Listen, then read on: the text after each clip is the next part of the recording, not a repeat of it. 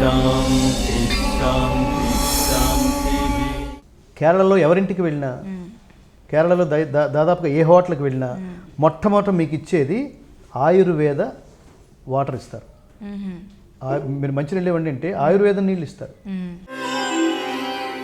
గీతా కల్పతరుం భజే భగవతా కృష్ణేన సంరోపితం వేదవ్యాస వివర్ధితం శృతిశిరోబీజం ప్రబోధాంకురం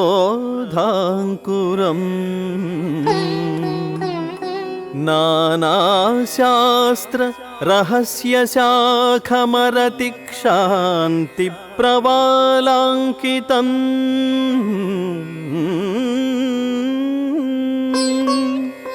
కృష్ణాంఘ్రిద్వయ భక్తి పుష్పసురభిం మోక్షప్రదం జ్ఞానినాం మోక్షప్రదం జ్ఞానినాం.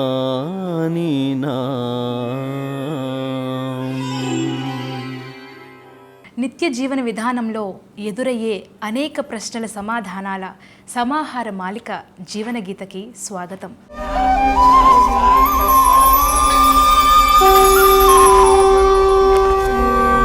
పరమాత్ముడితో లయం కావడం కోసం, పరమాత్ముడు అనుగ్రహం పొందడం కోసం, పరమాత్ముడు చేరడం కోసం వెళ్ళే మార్గమే భగవద్గీత బోధిస్తుంది తప్ప లౌకికంగా నువ్వు ఎంత ఆనందపడాలో చెప్పడం కోసం భగవద్గీత బోధించదు. లౌకికమైన వ్యవహారాలకి భగవద్గీత దూరంగా ఉంటుంది, దూరంగా ఉంచుతుంది.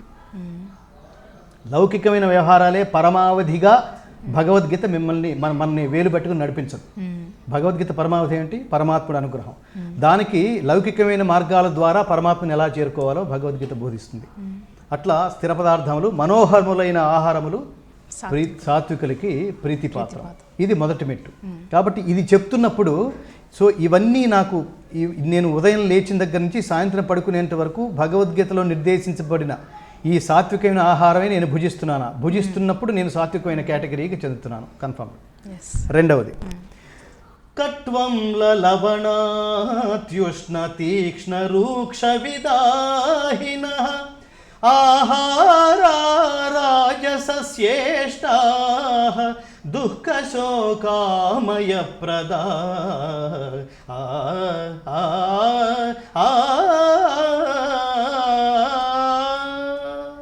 రెండవది రాజసికమైన ఆహారము, రాజసిక క్యారెక్టర్స్, వాళ్ళు ఎలాంటి ఆహారం స్వీకరిస్తారు అది చెప్తుంది. కట్వంలా చెప్పు. కట్వంలా లవణాత్యుష్ణ తీక్ష్ణ రూక్ష విదాహిన ఆహారాః రాజసస్యేష్టాః దుఃఖ శోక ఆమయప్రదాః. అంటే చేదు బాగా గమనించాలి, అండర్లైన్ చేసుకుంటూ ప్రతిదీ. చేదు, పులుపు, ఉప్పు, కారము అలాంటి రుచులతో కూడిన ఆహార పదార్థములు ఎవరైతే విశేషంగా స్వీకరిస్తున్నారో రాజసికమైన క్యారెక్టర్కి సంబంధించిన వాళ్ళు. తాపమును కలిగించినవి, మిక్కిలి వేడి వస్తువులు, అంటే మనం తిన్న కొద్దీ ఇంకా మంచినీళ్ళు తాగాలనిపించే వస్తువులు తింటే వాడు రాజసికమైన క్యారెక్టర్. మిక్కిలి వేడి వస్తువులు, బాగా హాట్గా ఉంటే తప్ప వాడికి నచ్చదు. మాడిన పదార్థములు, మనం నెయ్యి కాస్తాం, నెయ్యి అంతా మనమ్మ అందులో పోస్తుంది, ఓ గిన్నెలో నెయ్యి కాచిన తర్వాత గిన్నెలో పోస్తుంది, కింద మాడింది ఉంటుంది చూడండి అడుగు, అది గోక్కుని తింటుంటాడు వాడు, దానికోసం వెయిట్ చేస్తుంటాడు. మాడిన పదార్థములు. అట్లే దుఃఖము, చింత, రోగములను కలిగించునవి అయ్యే ఆహార పదార్థాలు రాజసికులకు ప్రీతిపాత్రమైనవి. కాబట్టి భగవద్గీత ఎలా నిర్దేశిస్తుంది, ఒక మెట్టులో సాత్వికమైన ఆహారం తింటే ఏ ఆహార పదార్థాలు తినడం వల్ల వాడు సాత్వికుడు అనే కేటగిరీకి చెందుతాడో, ఏ ఆహార పదార్థాలు స్వీకరించడం వల్ల రాజసిక పాత్రకి చెందుతాడో, తర్వాత ఏ ఆహార పదార్థాలు స్వీకరించడం వల్ల తామసికుడు అంటే మూర్ఖుడు, అలాంటి కేటగిరీకి చెందిన వాడు స్వీకరించే ఆహార పదార్థములు యాతయామం గతరసం పూతి పర్యుషితం చయత్ ఉచ్చిష్టమపి చామేధ్యం భోజనం తామస ప్రియం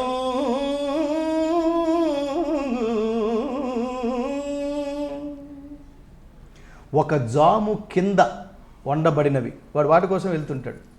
ఎప్పుడు రాత్రి ఎప్పుడు వండాను రా అంటే పర్లేదు అది కూడా తినేస్తానంటాడు. రెండవది రసహీనములు, అది మీకు టేస్టీగా ఉండాల్సిన అవసరం లేదు, అయినా సరే తినేస్తాడు. దుర్గంధయుక్తములు, పాచిపోయినవి, ఇతరులు తినగా మిగిలినవి, అపవిత్రములు అయిన పదార్థములు, వాడు ఈగలు ముసులుతున్న, చీమలు పట్టిన అవన్నీ దులుపుకుని తినేస్తుంటాడు. వాటికి ఏమీ పట్టింపు లేదు. దానివల్ల రోగం కలుగుతుంది, దానివల్ల ఆరోగ్యం నాశనం అవుతుంది.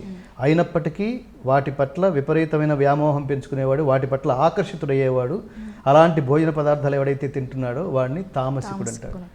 భగవద్గీత ప్రారంభంలో చెప్పినట్టు మనం తినే ఆహారాన్ని బట్టి మన క్యారెక్టర్ డిసైడ్ చేస్తుంది, మన అభిరుచి డిసైడ్ చేస్తుంది, మనం ఏ కేటగిరీకి చెందుతామో, ఎలాంటి జీవన విధానాన్ని మనం అలవరుచుకుంటామో అవన్నీ చెప్తుంటుంది భగవద్గీత. కాబట్టి భగవద్గీత అనేది ఉపనిషత్తుల సారం కాబట్టి ఉపనిషత్తులు స్పష్టంగా చెప్తున్నవి ఆకలి అనేది రోగం లాంటిది.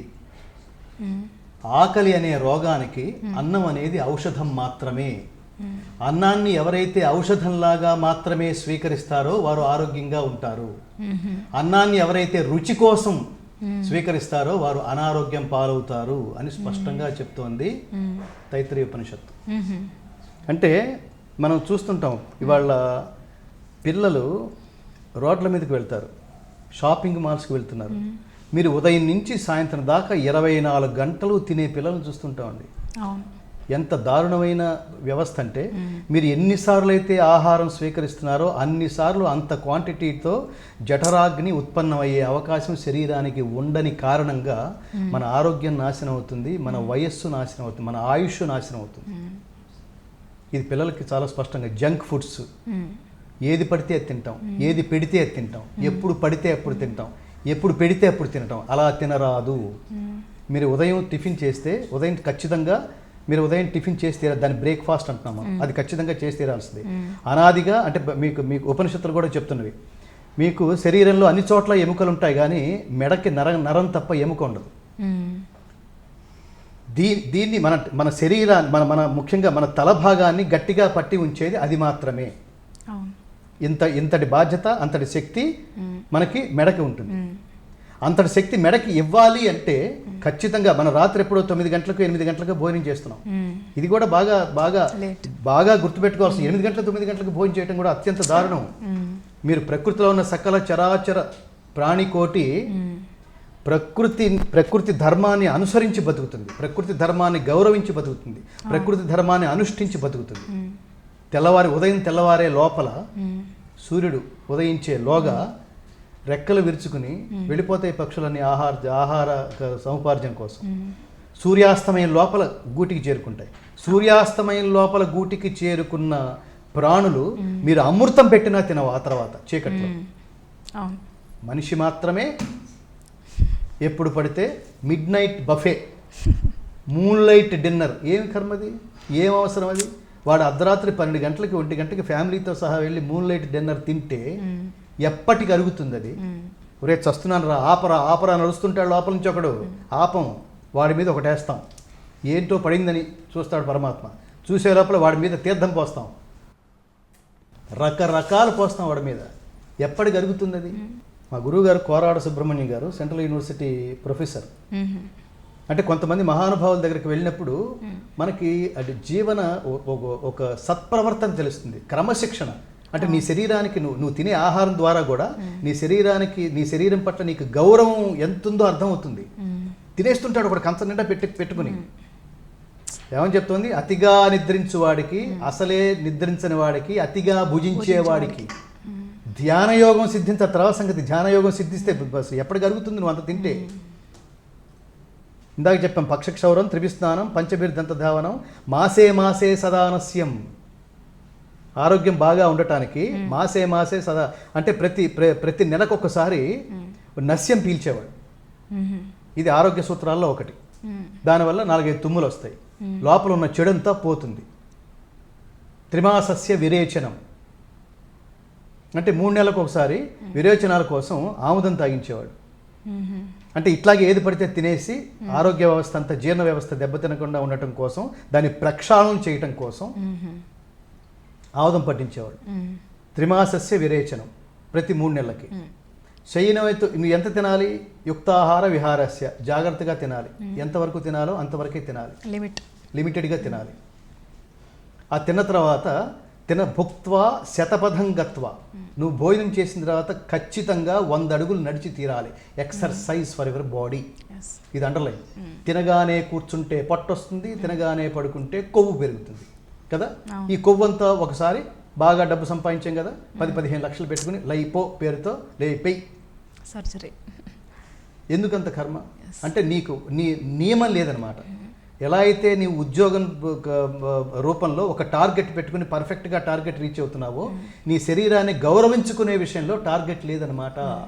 ఇవన్నీ కనుక మనం వైద్యులు చెప్పి, ఇవన్నీ కనుక ఆయుర్వేద శాస్త్రం ఏదైతే సంక్షిప్తంగా ఒక శ్లోకం రూపంలో చెప్తోందో దాన్ని ఆచరిస్తే చాలు.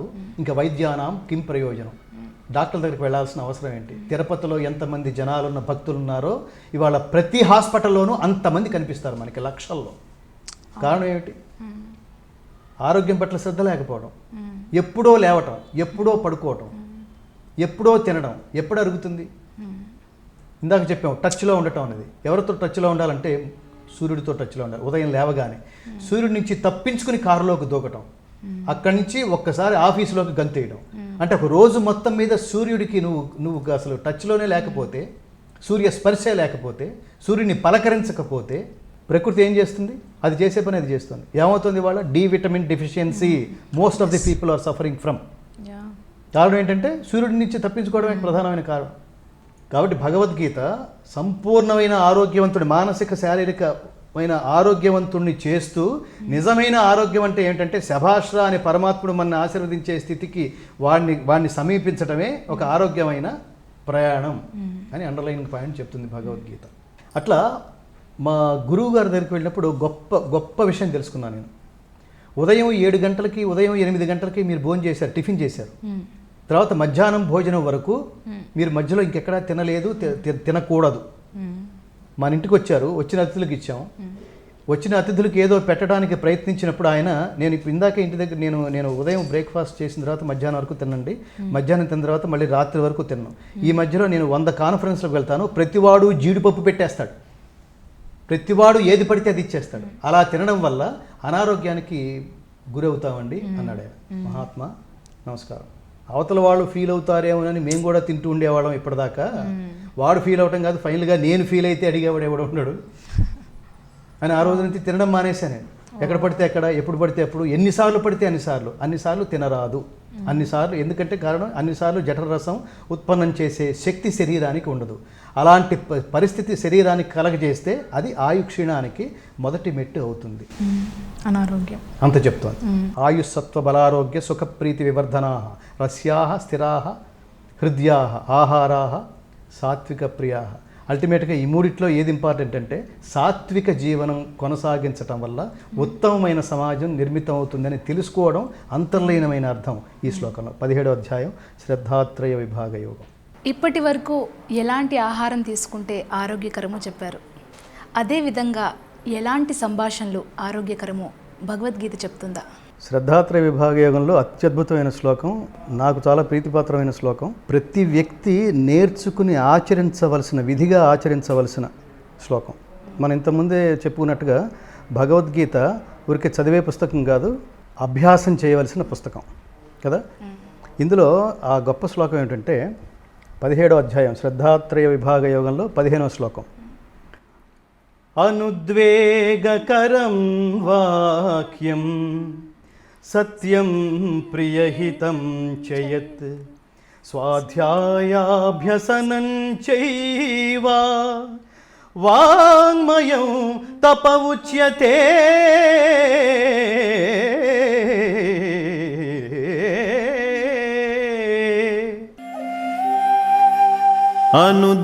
అనుద్వేగకరం వాక్యం సత్యం ప్రియహితం చయత్ స్వాధ్యాయాభ్యసనం చైవ వాంగ్మయం తప ఉచ్యతే.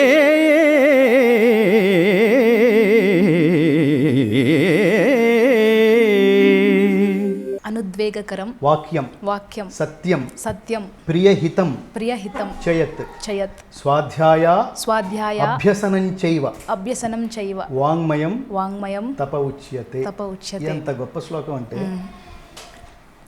రాజకీయ నాయకులకి అసలు బయటకు వచ్చి సంభాషించే ప్రతి వ్యక్తికి, అంటే సంభాషించాల్సిన అవసరం లేని వ్యక్తి ఈ ప్రపంచంలో ఉండరుగా. అవును. అంటే ప్రతి వ్యక్తి అలవర్చుకోవాల్సిన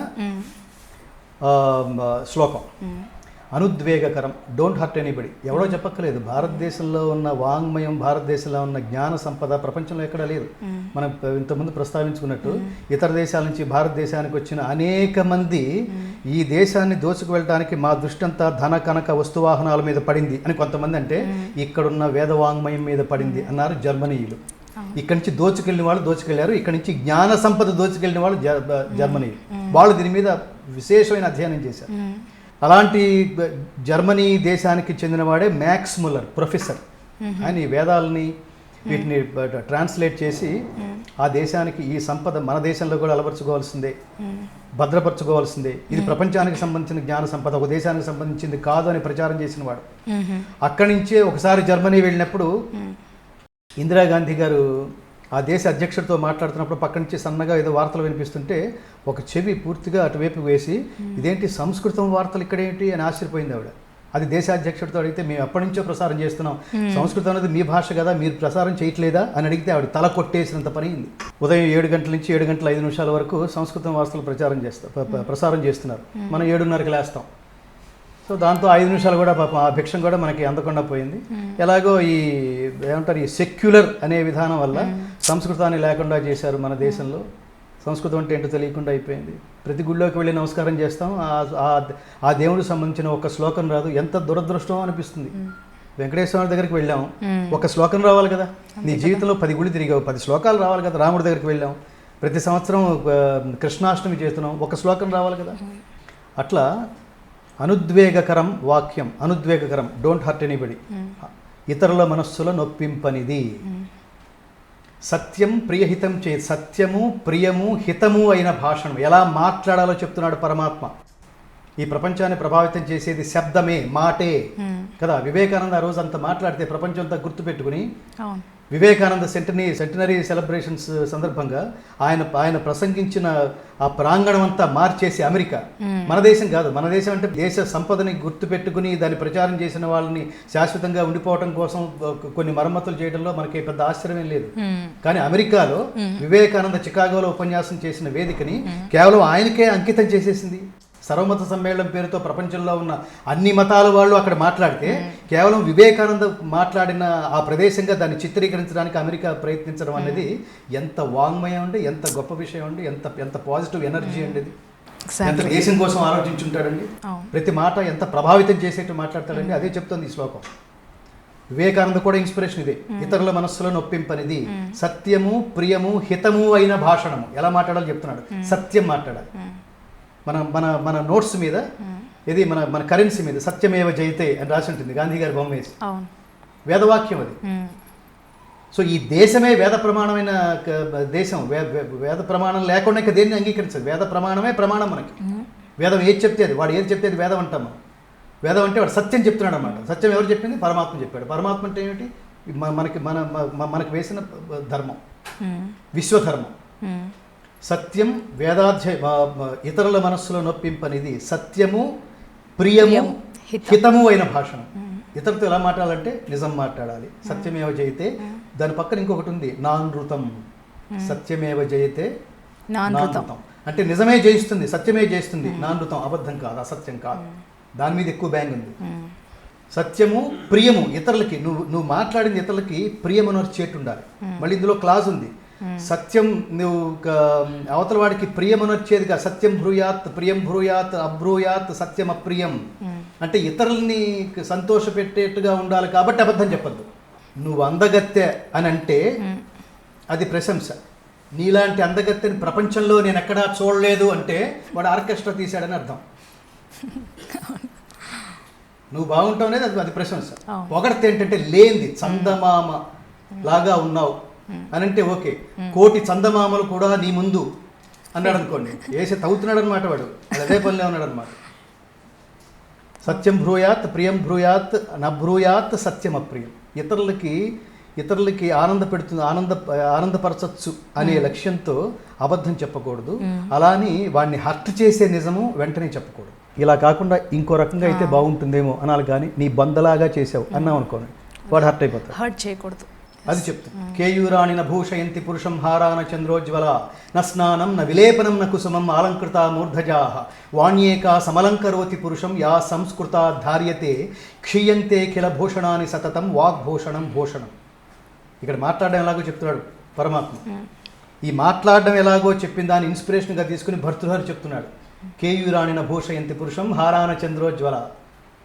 పరమాత్ముడు మనకి మన అందాన్ని ఇనుమడింపజేసే అనేక రకాలైన శక్తులు ఇచ్చాడు. అవన్నీ ఎలా ఇచ్చాడో ఒక దశ దాటిపోయిన తర్వాత అలాగే తీసుకెళ్ళిపోతాడు. అది గుర్తించు. నీ అందమైన కర్లీ హెయిర్ చూసి నేను ప్రేమించాను అని అంటే ఒక దశ దాటిన తర్వాత మగవాళ్ళకి 6 ఎకరాలు వెనక్కలాగుతాడు, ఆడవాళ్ళకి ఉన్న చోటనే ఉంచి వైట్ పెయింట్ వేస్తాడు, ఫినిష్. నీ అందమైన వాకింగ్ స్టైల్ చూసి నేను ప్రేమించాను అంటే నీ కాళ్ళకి ఈ భూమికి మధ్యలో వాకింగ్ స్టిక్ ఒకటి వేస్తాడు. ఒక ఏజ్ దాటిన తర్వాత ఫినిష్. కుంటూ నడవడమే, గోళ్ళ పట్టుకుని నడవడమే. అందమైన నీ కళ్ళు చూసి నేను ప్రేమించాను, love at the first sight అంటే దేవుడు సైట్ అనే దాన్ని అండర్లైన్ చేస్తాడు. ఒక దశ దాటిన తర్వాత కళ్ళతోడేస్తాడు నీకు ఈ ప్రపంచానికి మధ్యలో, ఫినిష్. ఇవన్నీ దేవుడిచ్చే అందాలు. వీటన్నిటిని చూసి అహంకరించరాదు. అవన్నీ ఎలా ఇచ్చాడో ఒక దశ దాటిన తర్వాత అలాగే తీసుకెళ్ళిపోతాట. కానీ దేవుడు కూడా ఇవన్నీ ఏంటంటే భూషణాలు, అంటే అలంకారాలు. నీ జుట్టు కానీ, నీ నవ్వు కానీ, కళ్ళు కానీ, నీ స్కిన్ టోన్ కానీ, ఇవన్నీ అలంకారాలు మాత్రమే. ఇవి శాశ్వతాలు కాదు. ఇది గుర్తించాలి, ఇది శాశ్వతాలు కాదు. చూశారు కదండి ఈరోజు జీవన గీత. మరిన్ని మంచి విషయాలతో తరువాయి భాగంలో మళ్ళీ కలుద్దాం. జయ శ్రీకృష్ణ. దేవుడు కూడా దైవం కూడా మన నుంచి వేరు చేయలేని భూషణం ఒకటి ఉంది. భూషణం అంటే అలంకారం. ఈ అలంకారం ఏమిటంటే వాగ్భూషణం. భూషణం వాక్కు అనే భూషణం, దానికి వయస్సు రాదు. సర్వోపనిషదో గావో దోగ్ధా గోపాలనందనః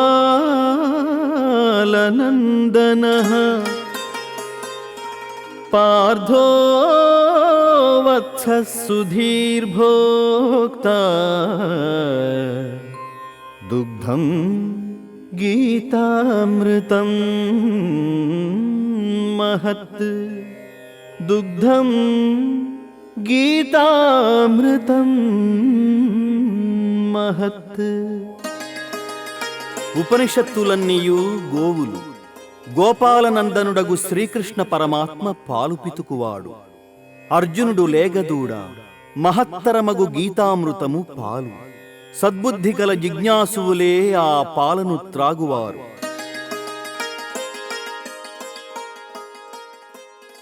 గీత నేర్చుకుందాం, రాత మార్చుకుందాం, ఇంటింటా గీతా జ్యోతిని వెలిగిద్దాం. తమసో మా జ్యోతిర్గమయ